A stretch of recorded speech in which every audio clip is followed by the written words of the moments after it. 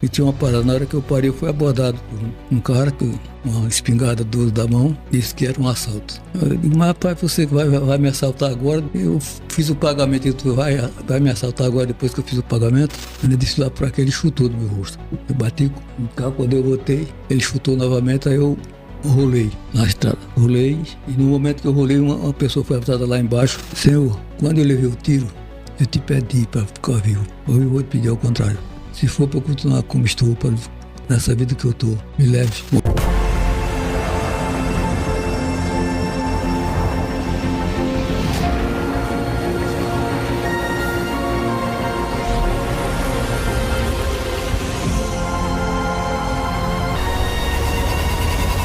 Eu venho de uma casa com 14 irmãos. E lá é um local muito atrasado, não tinha futuro para ninguém estar ali no lugar daquele. Mas nasceu todos 14 irmãos lá nesse mesmo local.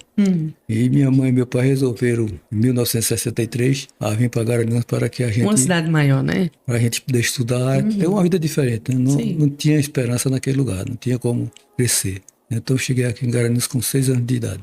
E papai tinha as coisas, a gente vivia bem no sítio. Aí meu pai vendeu o que tinha lá no sítio e comprou uma fábrica aqui em Garanhuns. E no dia que ele foi fazer o pagamento desta fábrica, o cidadão desmanchou o negócio. Foi mesmo. Isso foi em 63. Aí papai matuto na cidade grande, com as pessoas de filho, e com dinheiro na mão sem ter o que fazer. Aí começou a emprestar dinheiro a juros. Em 64 houve a Revolução, e daí para frente, situação difícil para a gente estudar e alimentar esse povão aqui. E aí, como foi que tudo decorreu? Com muita dificuldade, com 12 anos de idade, 13 anos de idade, comecei a trabalhar 2 expedientes, estudar à noite, era para dar uma força em casa.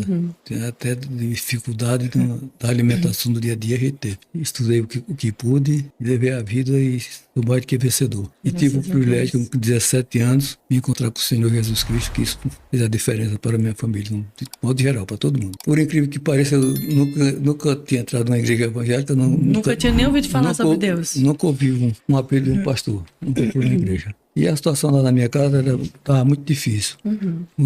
Alguns dos irmãos já envolvidos com espiritismo, a coisa desarrumada, problemas de finanças, incerteza, tudo que você possa imaginar desagradável. E aí eu comecei a ler a Bíblia. Achei que devia ler e comecei a ler. Quando eu começava a ler a Bíblia, comecei no Novo Testamento. Meus cabelos ficavam arrepiados e eu começava a sentir umas sensações que não é normal. Coisa do espírito. E isso aí foi me convertendo, né? Na época eu estudava no colégio municipal e tinha a professora Almira Vilela, que era evangélica, e sempre que ela entrava na sala de aula, ela colocava no quadro o versículo. Eu também ouvia muita voz da profecia. Aos domingos meu pai escutava e eu ficava dele ouvindo a voz da profecia. E foi assim que eu me converti. Mas eu estava de férias do colégio, dei uma passadinha na casa da minha irmã, que era evangélica, lá na zona rural de Venturosa, e lá eu me converti. Aceitei a Jesus lá. Lá ela lhe ensinou, conversou, fez a oração de confissão, né? Eu já estava lendo a Bíblia e, como eu lhe falei, sentia emoção na palavra de Deus, me identificava, aquilo me enchia de gozo, me enchia de prazer. Aí eu disse que aceitava Jesus, foi feito uma profissão de fé, mas aí eu vim para Garanhuns, no sábado da tarde eu me encontrei com a professora na Avenida Santo Antônio e disse: eu me converti, aceitei Jesus. Ela disse: que maravilhoso, vá visitar a minha igreja. Era uma igreja que tinha lá no Arraial, chamada Trindade de Felicidade. Aí ela disse: eu vou, a gente tem culto colava um dominical no domingo de manhã, culto à noite no domingo e oração 7 horas da noite na segunda-feira. Aí eu fui à escola dominical, fui ao culto à noite e na segunda-feira estou eu lá no culto de oração. E eu não conhecia ninguém. Estava lá, e acima do púlpito estava escrito: Jesus salva, cura e batiza com o Espírito Santo. Eita glória. Aí eu disse: Senhor, se é verdade que tu salva, cura e batiza com o Espírito Santo, me batiza agora. E logo em seguida eu comecei a sentir o queixo ficando dormente. Aí eu pensei comigo: será que eu estou sendo batizado? Eu vou falar a língua aqui no meio desse povo, sem conhecer ninguém, eu vou levar uma boa surra aqui se eu fizer isso. Aí travei, né? Aí lá no intestino deu um rebuliço, aquele roncado. Aí eu digo: vou vomitar. A igreja estava cheia, muita gente. E estávamos orando de pé. E eu para não vomitar os irmãos que estão na frente, aí abri com as mãos que estavam na frente para vomitar. E o vômito foi línguas estranhas. Aí eu passei o resto do tudo falando línguas estranhas. A coisa mais maravilhosa que um ser humano pode receber é esse batismo com o Espírito Santo. E fui para casa, nas calçadas, glorificando a Deus e falando línguas estranhas. Quando eu cheguei em casa, no meu quarto dormia eu e mais 4 irmãos. E eu me deitei caladinho por ali. De manhã, quando me levantei, que fui falar com meus irmãos, só falava em línguas estranhas. Meu Deus, foi não. Ninguém era convertido, ninguém sabia o que estava. Esse cara ficou doido, esse menino tá doido. Meu Deus, e você lá no lavacheiro andava? Eu falando em línguas. Aí, meu Deus. Depois foi aliviando a barra. Eu comecei dizendo que eu tinha sido batizado com o Espírito Santo, que estava na Bíblia, e comecei a usar a Bíblia nesse momento, já mostrando que Jesus prometeu, que o Espírito Santo foi derramado de Pentecostes, 120 batizados, e a partir daí, 30 dias depois, tinha 40 pessoas na minha família convertidas. Meu Deus do céu. Foi assim que eu me converti. Aí a igreja lê muita Bíblia. Foi um avivamento dentro da minha casa. A minha casa foi totalmente avivada, com também primos, tios. Minha avó, com 85 anos, também se converteu nessa oportunidade. Né? A Escola Ana Barros é uma homenagem à minha avó. Ela, apesar de estar com 85 anos, ainda foi um destaque de vencedora de honra pela mulher especial que ela era. Depois que a gente aceitou a Jesus e passamos a andar com ele nos abençoou. Eu não quero dizer com isso que alguém vai se converter e que vai se tornar abençoado financeiramente, não é essa a questão. Deus tem um projeto dele para cada um de nós. O importante é conhecê-lo, a beleza da sua santidade. E o que ele pode fazer por nós a cada dia. Tinha um quarto por trás onde a gente orava. Então vocês estavam sempre orando por muito tempo, muitas horas de oração. Era muita oração. E a minha irmã mais velha, Zefina... Nessa oração, era pela família? Era o que especificamente que vocês oravam? Principalmente pela família, buscando batismo com o Espírito Santo, dons espirituais. Foi uma bênção, uma coisa maravilhosa. E a gente estava orando e fazendo barulho. Porque quando se reúne, faz barulho, né? Dando glória a Deus e aleluia. Minha irmã mais velha era bancária, trabalhava no Badep, muito bonita, muito vaidosa. Aí chegou lá na cozinha, viu o barulho e disse: pai, mamãe, que barulho é esse aí? Sabe, minha filha? Seus irmãos estão orando. Aí ela disse: eu vou acabar com esse barulho. Aí quando ela bateu a porta do quarto, a gente abriu ela entrou para acabar o barulho. Aí o Espírito Santo, ela lançou no chão e ela passou a glorificar o nome do Senhor e já foi batizada no Espírito Santo. Antes de se converter, já foi batizada. Uma bênção, só bênção o tempo todo. Por isso que houve tanta conversão, né? Em 30 dias, 40 pessoas convertidas na minha família, né? 30 dias, 40 pessoas de uma família se converteram pelo poder de Deus. Pelo poder de Deus. Saímos da tristeza, da incerteza, para a alegria bendita da casa do Pai. Eu me converti e lá no colégio me apaixonei pela minha esposa e senti necessidade de casar. Evangelizou ela também ou ela já era crente? Evangelizei, ela se converteu. Aí eu pensava, era família pobre, eu comecei a trabalhar com 13 anos de peão lá na Jatobá. Eu fui um dos fundadores da Jatobá e lá fiquei até completar 18 anos. Aí fui para o exército e quando saí do exército eu ia mais para trabalhar. Eu queria estudar para fazer um curso superior, mas nesse tempo aí eu me apaixonei por a minha esposa, né? Aí fiz seleção para o curso de sargento, fiz escola de sargento das armas em Três Corações, Minas Gerais, a terra de Pelé, e voltei para o 14º RI. Diz que o 14º é Canto do Inferno. É mesmo? Onde é Recife? É Jaboatão. Eu cheguei lá com 21 anos, recém-formado, sargento, e no dia 29 de abril eu já casei. Quando eu casei, minha esposa já era universitária. Aí eu fiquei servindo em Jaboatão e fazendo cursinho no Recife. Passei no vestibular em 1980. Aí fiquei lá até 86, que foi o ano que eu me formei em engenharia. E nesse ano, em 85, ela foi lá e me convidou para deixar o exército, para vir administrar a fábrica aqui. Eu reagi para não vir, em função do que eu estava fazendo lá, eu estava me formando em engenharia. Mas ele deu-me 15 dias para que eu tomasse uma decisão. E durante esses 15 dias eu fiquei a pensar. Eu fundei a fábrica, estive lá, trabalhei lá 5 anos. Minha família tinha muita gente, muitas outras pessoas.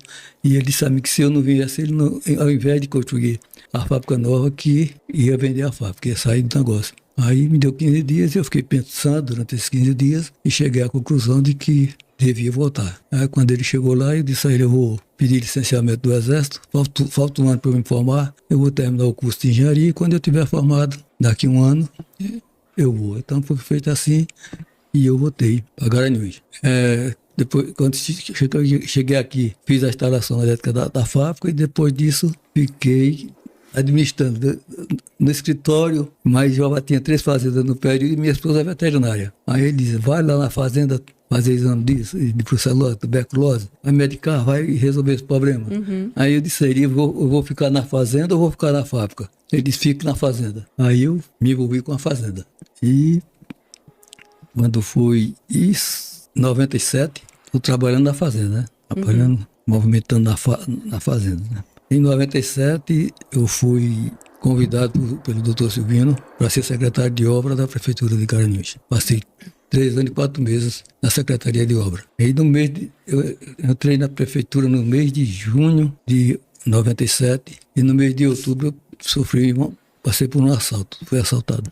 Eu saí da fazenda e coloquei 4 pessoas que trabalhavam comigo e tinha uma parada. Na hora que eu parei, eu fui abordado por um cara com uma espingarda 12 da mão e disse que era um assalto. Eu digo, mas rapaz, você vai me assaltar agora, depois que o dia de segunda-feira, o pagamento era feito na segunda-feira. Eu levava o dinheiro para pagar, já tinha feito o pagamento, eu tinha R$1 no bolso. Eu fiz o pagamento, ele disse, vai me assaltar agora depois que eu fiz o pagamento? Aí ele disse, sai do carro, sai. Eu puxei o freio de mão do carro, ele deixa o carro liberado. E nesse dia eu viajei para fazer no carro da minha esposa. Eu tenho uma D20, botei a D20 na oficina para fazer uma revisão e fui no carro da minha esposa. Aí ele mandou eu saí, ele colocou a espingarda na minha nuca, o canto da espingarda, conversando, coisa de drogado, coisa desse sentido. E a conversa foi se prolongando. Aí em determinado momento ele saiu de perto de mim, foi lá na frente, conversou com outro bandido que estava com outra arma na mão. E tinha um empregado meu que estava, um cara com a arma em cima de mim e outro em cima do empregado. Mas os outros 3 que estavam no carro, eles correram, fugiram, né? O cara foi lá na frente e voltou. Aí quando ele voltou, eu digo, eu vou ter que pegar essa arma desse cara que ele vai terminar matando. Aí quando ele foi encostando, eu peguei na arma dele, botei muita força na arma e dei um impulso. Quando eu girei, o cara ajoelhou-se, mas ele já estava com a arma engatilhada. Engatilhada é pronta para disparar, né? E quando eu balancei na arma, levei a coca para empurrar, né? Aí quando eu levantei a coca para bater nele, ele puxou o gatilho por baixo da coxa. Estourou, levou 20 centímetros de toda a musculatura da perna interna, né? Ficou o fêmur exposto. E nesse momento eu continuei segurando a arma. Eu gritei pro pessoal, vamos pegar esses caras, que quando ele disparou em mim, o que estava na frente disparou no meu empregado, né? Meu Deus. Esse morreu, né? Esse foi atingido na barriga, morreu. E eu gritei pro pessoal, vamos pegar esses caras que eles não tem 12, só tem um cano, só tem um tiro, vamos pegá-los. Aí esperei um pouco, não apareceu ninguém, eu soltei a arma, né? Me deitei, o assaltante foi lá na frente, pegou outro cartucho, colocou na arma, botou, era 6h40, 18h40, a lua estava clara e ele tinha o brilho do olho. Quando ele olhou para mim e disse, vira. Ele não teve coragem de dar o segundo tiro de frente. Aí eu disse, virar para quê? Quando ele disse lá para quê, ele chutou no meu rosto. Eu bati com o carro, quando eu voltei, ele chutou novamente, aí eu rolei na estrada. Rolei, e no momento que eu rolei, uma pessoa foi avisada lá embaixo. Tem uma vila onde aconteceu o acidente, o assalto. Aí alguém vinha subindo e disparou a arma e gritou. Aí ele não deu o segundo tiro. Pegou o carro e se evadiu, foi embora, né? Assim que eles saíram, eu peguei o cinto, tirei o cinto e já garroteei a perna, né? Então, nesse momento, você estava com ele saiu, eu tirei o cinto e já garroteei a perna. Eu sabia que femoral, normalmente quando se perde femoral, no máximo 10 minutos o cara já está morto. Basta um risco de uma bala, que é o que tem mais sensível das armas. Aí eu amarrei e em seguida me colocaram em cima de uma caminhonete, teve outro que tinha levado o tiro também. e viemos para Garanhuns. Quando chegamos no Hospital do Moura, tinha muita gente já. E o cara, naquela época não tinha celular, né? Tinha uma central, mandei um cara lá na central avisar que eu tinha sido assaltado e que eu tinha prestado de assistência médica. Aí o cara que deu o recado disse que eu tinha levado um arranhão na perna. Aí quando eu cheguei no hospital, que vi a situação da minha perna, né? Foi um milagre estar vivo. Já são 52 quilômetros de onde eu fui. Levei o tiro até que se arrumou o carro, que se arrumou a viagem. Aí quando eu cheguei, perguntaram alguma coisa, o número do telefone de fulano, de ciclano, eu estava consciente. Aí nós fomos levados lá para a casa de saúde Nossa Senhora do Socorro. Aí quando foi lá para o ano 8h30, eu já ouvi alguém dizer uma vítima fatal. Eu já sabia que o meu empregado tinha morrido, né? Aí tinha um médico que mexia com esse tipo de cirurgia aqui em Garanhuns, então ele teve sorte que ele trabalhava. Só no dia de segunda-feira foi o dia que ele ouviu o tiro. Aí foram atrás dele, ele veio fazer a cirurgia. Ele batalhou ali até meia-noite e tirou uma veia da perna direita para substituir a da perna esquerda, que o tiro foi na esquerda, mas o diâmetro era diferente. O diâmetro da perna direita era maior, não encaixou. Aí ele lembrou que tinha uma prótese em casa, uma mangueira plástica, né? Ele fez uma adaptação e me cirurgiou. Só que a partir daí eu comecei a me sentir muito cansado. Eu não senti dor hora nenhuma, mas estava muito, muito cansado. E sabendo da gravidade, eu comecei já a conversar com Deus a respeito da família. Senhor, eu dizia na minha oração com Deus, eu tenho 4 filhos. A mais velha está com 17 anos, o mais novo está com 8. Eu não posso morrer. Eu não posso deixar essa família. E eu me senti como se estivesse na guerra desertando. Eu era um desertor. Então eu digo, Senhor, não permita que eu morra.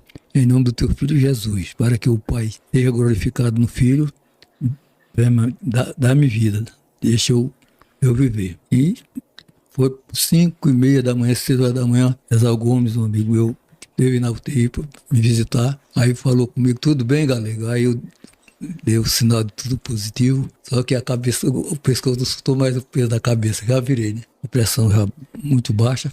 Aí ele já correu atrás da minha família e já foi providenciar transporte para me levar para o Recife. Quando foi 8h40 da manhã, Dulcinete, a minha irmã mais caçula, entrou na UTI para me visitar. E como ela tinha perdido o marido no mês de maio, isso foi no mês de outubro. Ela estava muito depressiva. E quando ela entrou chorando, e quando ela foi encostando em mim, eu levantei o braço para abraçá-la. Quando alguém puxou por trás, quando puxou, ela tirou o sangue da veia. Para lá em sangue da veia, eu tomei em 24 horas 17 transfusões, 17 pacotes. Isso não se escapa. A partir de 10 já é muito arriscado. Meu Deus. Mas como o poder da fé estava envolvido, então, nesse momento eu tive uma convulsão. Quem já viu um pinto morrendo, um bezerro, uma ovelha, acaba seu oxigênio da cabeça e o cara tem uma convulsão, se batendo e o espírito sai do corpo, né? Aí eu tive a convulsão e o espírito saiu do corpo. Depois que o espírito saiu do corpo, eu me senti com muita velocidade sendo deslocado. E apareceu um clarão. Quando eu encostei no clarão, a força que me impulsionava parou e eu vi na minha frente um túnel muito bem iluminado externamente e internamente, e aquela força me sustentou parado. Quando eu olhei o túnel, eu consegui ver uns 150 metros de túnel dentro. O túnel tinha uns 10 metros de largura com 3 de altura, e eu vi as paredes e o teto, ornamentado em pedra preciosa em alto relevo. Algo muito bonito que não se há que comparar aqui na Terra. Então, eu concluí que tinha morrido. Então eu falei com Deus, Senhor, eu ter chegado aqui é a entrada do céu. Eu tenho que ter morrido. Mas eu te pedi, em nome de Jesus, para que o Pai fosse glorificado no Filho, para permanecer vivo, para cuidar da minha família. E quando eu terminei a oração, o túnel fechou e eu voltei. E dentro da UTI, quando o Espírito voltou, eu vi embaixo o meu corpo e um feixe de luz sobre o meu corpo. Aí eu voltei para o corpo. Quando no momento que eu tive a convulsão, a minha sobrinha Cláudia Regina estava comigo dentro da UTI. Uma prima minha, auxiliadora, que era enfermeira, também estava. E tinha um médico e um enfermeiro. Isso é que foi me contado, né? E quando eu tive a convulsão, o médico olhou para minhas sobrinhas, balançou a cabeça negativamente, dizendo que eu já era. Olhando no monitor, ele retirou os fios. E Cláudia saiu para fora da UTI e anunciou o óbito para a família que ela disse, perdemos nosso tio. E ela deu a notícia e voltou. Só que quando ela voltou, eu tinha voltado também, né? Aí eu voltei, recitei o Salmo 23, o Senhor é meu pastor e nada me faltará. Depois recitei parte do Salmo 91, comecei a falar línguas estranhas e a profetizar. E Deus falou comigo: filho, eu estarei contigo pelo vale da sombra da morte. Dizer que eu votei, mas que a coisa não ia ser fácil para frente, né? Então, meus irmãos conseguiram um UTI móvel na Paraíba, e meio-dia eu fui transportado para o Recife. Quando cheguei lá, até chegar no Recife foi até bom, mas depois que me botaram na ambulância do aeroporto para o hospital português, não foi fácil, não. Mas eu cheguei no hospital português, né? E me colocaram em cima de uma maca e botaram um cara no corredor com aquela maca. Eita. Eu olhei assim pro fim do corredor, quando eu chegar naquele final ali, que ele entrar direito, eu vou direto, foi perder todo esse trabalho. Mas chegou no final do corredor, ele entrou e eu não caí, né? Quando entrei na sala de cirurgia, eu estava todo amarrado na maca, mas não sabia, né? Aí me soltaram, veio uma médica, passou a mão nas minhas costas e disse: esse homem está seco. Aí foi a última coisa que eu vi e entrei para a cirurgia. Foi feita a cirurgia, aí quando me levaram para a sala para UTI, quando foi lá para 11 horas da noite, eu me acordei e disse: que lugar é esse? O que é que eu estou fazendo aqui? Aí começou a aparecer as coisas, né, o que tinha acontecido, né? Aí quando eu estava aqui em Garanhuns, os médicos falavam que ia ter que amputar a minha perna, tá na hora de amputar. Meu Deus. Aí eu dizia: Senhor, se for para eu ficar sem perna, é melhor tu me levar, né? Aí quando eu fui deslocando daqui para o Recife no avião, tinha um médico socorrista, um cara medica que você se recupera um pouco, né? Aí eu comecei a raciocinar e lembrei que tinha dito a Deus que ele me levasse. Mas eu digo: Senhor, me perdoe pela minha incredulidade, eu não preciso de perna, eu preciso de cabeça para cuidar da minha família, me perdoe. Aí primeira coisa, eu acordei entubado, a primeira coisa que eu quis saber foi se a perna estava no lugar, né? Mas eu estava amarrado na cama, né? Mas mesmo assim eu consegui escorrer a mão do lado da perna e eu percebi que a perna estava no lugar. Glorifiquei a Deus por estar vivo e pela perna estar no lugar. Passei 7 dias na UTI do hospital, passei 28 dias com o pé na mesma posição e com 28 dias eu tive alta. Aí fiquei lá no Recife mais um tempo, voltando ao médico para fazer revisão, né? Eu tive alta e fiquei no apartamento lá. Aí, passados 4 dias, o pessoal soube que eu tinha tido alta. Aí foi mamãe e mais umas 5 irmãs, né? Aí a situação sai tão desgramada daqui que ninguém acreditava que eu fosse servir para nada. Meu Deus. Aí eu cheguei do hospital e com 2 muletas, né? Aí quando abri a porta que eu entrei, aí tava lá minhas irmãs e minha mãe, né? Aí eu levantei as 2 muletas e andei sem a muleta. Foi um momento chocante, maravilhoso. Não tem como não marcar e não se lembrar, né, dessas experiências. Eu voltei, né? Passado 3 anos, eu fui dar um testemunho na fazenda, a fazenda, o pessoal reuniu, tinha muita gente convertida lá, e eu fui dar um testemunho. Terminado de serviço, eu tomei uma xícara de café, esperei a hora do culto e dei o testemunho. E quando eu estava falando da grandeza de Deus, do que Deus tinha feito pela minha vida, encerrou o testemunho e eu me desloquei para o carro, coloquei a chave na ignição e no final do testemunho eu tive um derrame. 75% do globo esquerdo foi inundado por um hemorrágico. Aí foi serviço pesado. Meu Deus. Um motorista lá da fazenda pegou o meu carro e veio me trazer aqui e eu fiquei por aí. Para encurtar a história, eu passei 1 ano e meio dentro de casa sem fazer nada. Só sofrendo, angustiado, perturbado. E depois de ter mais 1 ano e meio, que eu não fiz nada. Fui 3 anos parado da vida, né? Cheguei a ficar com 51 quilos, eu peso 51 quilos. Meu Deus. Muito magro, depressivo, perturbado. E lá na minha casa eu tinha uma salinha com um sofazinho, eu gostava de orar naquele local. Aí já estava com 4 anos e meio do tiro, né? 3 anos que eu passei para ter o derrame e mais 1 ano e meio que eu estava em casa. Aí eu, orando, disse: Senhor, quando eu levei o tiro, eu te pedi para ficar vivo. Ou eu vou te pedir ao contrário. Se for para eu continuar como estou, nessa vida que eu estou, me leve. Ou o Senhor me leva ou me tira dessa prensa, ou me tira desse poço. Lá quando eu me converti não existia poço, mas aí eu já estava dizendo a Deus: me tira desse poço ou me leva. E terminada a oração, eu tenho um corredor para outra sala, eu peguei o corredor e quando eu entrei na outra sala tinha uma mesa grande, em cima da mesa tinha uma caca de captopril. Era uma medicação que eu estava tomando desde que tive o derrame. Aí abri a carta de captopril e fui ler a bula. E lá nos efeitos colaterais estava tudo que eu sentia. Não era nada com relação ao derrame. Era um problema da medicação que eu estava tomando. Então Deus me respondeu de imediato. Aliás, teve 3 vezes que Deus me respondeu de primeira. Me respondeu quando eu disse a ele que ele, se fosse verdade, que ele me batizasse com o Espírito Santo naquele momento. Me respondeu quando eu estava lá no túmulo. Eu pedi a ele que eu tinha reivindiquei a minha volta. Ele me atendeu de imediato. E me atendeu de imediato dessa vez que eu pedi a ele que me tirasse, porque ele mesmo foi quem me levou aquela carga de captopril e a partir dali eu voltei a viver, né? Então Deus tem sido maravilhoso comigo. Isso tem tudo. Meu Deus. E nessa fase que você ficou na sua casa, vivendo todo esse processo, o que passava pela sua cabeça e também quais foram as experiências que você tirou desse vale? Eu tinha muita tristeza. Uma das coisas que aconteceram nesse período é que o pastor Iremar, todo dia, 8 horas da manhã, ele ia lá para casa. Falava comigo, orava comigo, me estendia a mão, né? Até que um dia eu perguntei a ele, por quê? Eu não sou de sua igreja, pastor.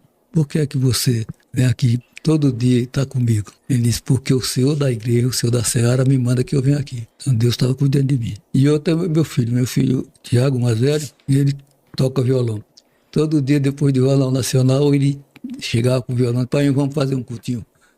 Aí a gente orava, ele tocava e cantava, e aquilo foi me dando força para eu ir mais adiante. Mas foi muito, muito triste, muito difícil demais. É difícil demais. As dificuldades são muitas. Porque na sua cabeça tantas questões, passa tantas dúvidas. O que é que está acontecendo, Senhor, comigo? Por que o Senhor permitiu isso? O que é que está acontecendo? Né?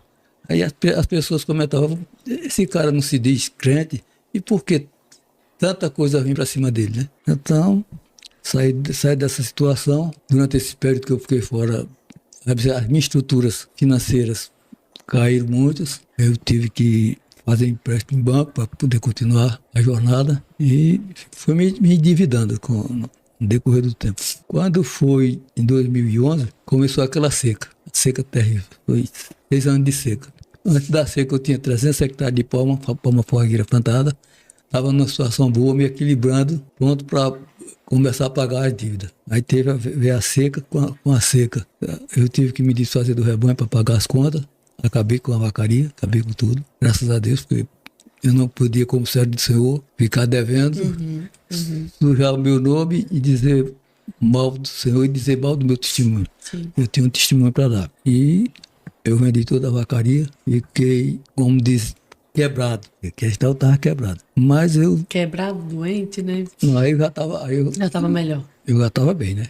Eu já estava bem. E comecei a... Nunca na vida, nunca reclamei a Deus pelo que estava passando, estava tudo bem, eu tenho lançado a boa semente e essa boa semente vai aparecer. E eu fiquei, nesse período eu já tinha 2 caminhões e uma distribuição de cevada, uma venda de cevada.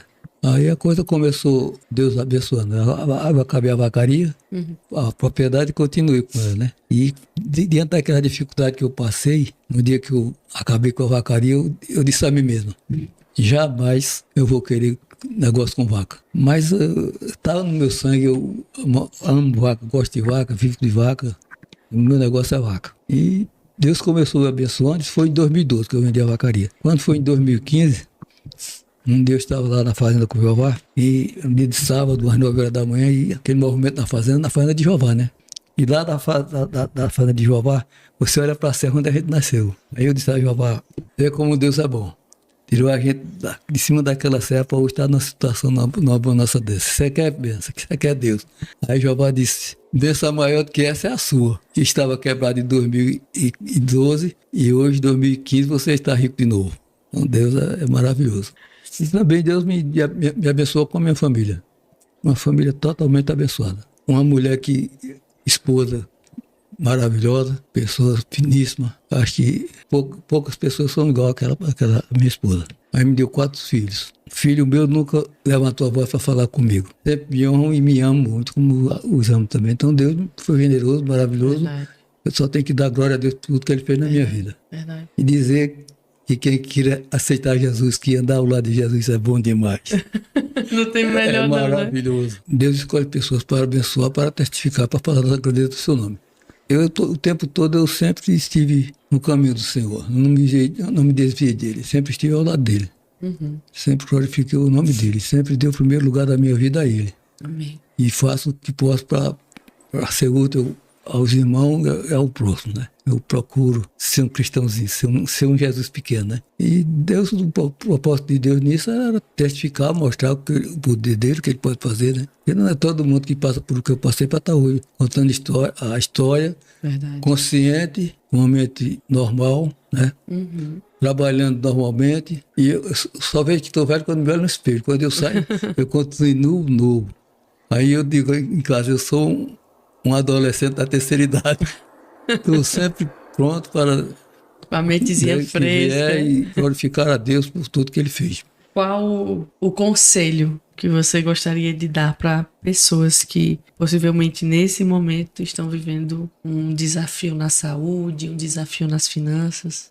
Continuar dando o primeiro lugar a Deus, não desistir da jornada e não maldizer, só bem dizer. Porque nós nunca estamos só. Deus está sempre do nosso lado. Só eu não estaria aqui hoje. Há muito tempo eu já teria ido. Ele cuidou de mim o tempo todo. Sempre esteve presente, né? Sempre esteve presente. Socorro bem presente no dia da angústia. Me deu coisas que de onde eu vim, sinceramente, de onde eu vim, o cara fazer um curso de engenharia elétrica sem depender de ninguém, de nenhuma caneta, com os próprios esforços, não é fácil. E a gente partiu do nada. Deus foi a nossa força. E ele é a nossa força. E é a força de todos nós. A questão é crer, como diz as Escrituras.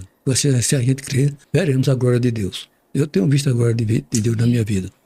E não tenho dúvida que Ele é o Senhor. E que é o caminho que vai nos levar da morte, do pecado para a vida. Ele nos ensinou de onde viemos e para onde vamos. O caminho é Jesus Cristo, não tem outro. Não tem. Dedique-se ao Senhor e Ele cuidará de você. E Ele vai lhe dar o melhor. Ligado nele ao deitar e ao levantar. E seguindo pelo caminho. Isso. Seu nome é glorificar. Isso. Afastando-se do pecado e pedindo que Deus nos dê força. E o pecado tem um lado bom, tem um lado gostoso. Você tem que estar preparado para vencer o pecado, para não entrar no pecado. Né? Ficar esperto. Ficar firme. O capeta é velho e experiente. O capeta é velho e experiente. Ele dá o melhor. Mas resiste, requer de volta o que eu te dei, agora é a tua vez. Vida eterna é coisa muito boa, é para sempre. E você teve um vislumbre ali, né? De como é. Um túnel ali brilhoso. Muito maravilhoso, muito bonito. Muito. E o Senhor te acrescentou muitos anos aqui na Terra. De lá para cá já são 28 anos. Do tiro para hoje, dia 20 de outubro, fez 28 anos que eu levei o tiro. Então, de sequela, você só ficou com uma marca na perna, alguma coisa assim? Tem a cicatriz, né? Tem a cicatriz e eu perdi a massa muscular da parte interna. Mas quando eu fui operado, o médico falou que eu perguntei se tinha algum problema. Ele disse que a partir de 10 anos eu poderia ter problema no joelho. Tá com 28 eu nunca tive. Então, glória. Deus está cuidando de mim. Quando Deus cura, cura. Né? Ele vem cuidando de mim e me levando. Depois do derrame também eu tive um período de muito esquecimento, muitas dificuldades, coisas que aconteceu que eu não me lembro. Às vezes quando a pessoa comenta alguma coisa é que eu... Mas me recuperei. Tá bom demais. Tá para ir levando. Até que o Senhor volte ou até que Ele me chame para Amém. A vida eterna. Né? Se Cristo estivesse aqui comigo, eu não seria o que sou. É verdade para mim. Eu era o cabo do povo bem abusado. E era? Um moleque abusado. Mas depois que Jesus entrou na minha vida, eu virei uma ovelha. Virou uma ovelhinha. Graças a Deus, né? Para a glória do seu nome.